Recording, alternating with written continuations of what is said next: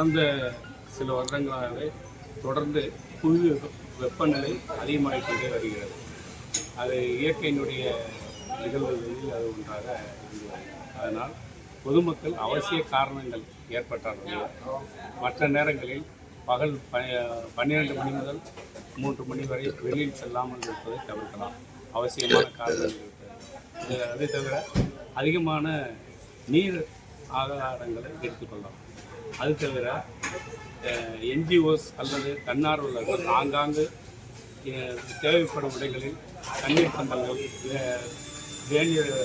வெயிலினுடைய தாக்கத்தை கொடுக்கக்கூடிய மேற்கூரைகளை அமைக்கலாம். அதன் மூலம் பொதுமக்களுக்கு நாம் நன்மை செய்ய இயலும்.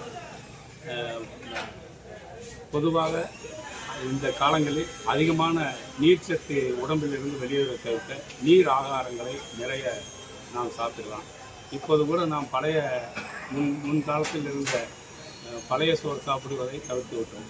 இந்த காலங்களிலெல்லாம் அதனை நாம் முதல் நாள் சமைத்த சாப்பாட்டில் தண்ணீர் ஊற்றி வைத்து அடுத்த நாள் நீராகாரம் போட்டு சாப்பிடும்போது அதிகமான உஷ்ணத்தை நாம் குறைக்க இயலுவதற்கு உடல் சுகாதாரத்துக்கு மிகவும் நன்மை உள்ளதாக இப்படிப்பட்ட முன்னெடுப்பு தற்காப்பு நடவடிக்கைகளை நாம் எடுத்துக்கொண்டிருந்தோம்னா இந்த வெயிலின் தாக்கத்திலிருந்து ஏப்ரல் மே ஜூன் வரை நாம் தற்காத்துக் கொள்ளலாம் என்று குணசேகரன் அழகன்குளம் கிராமத்தை தெரிவித்தார்.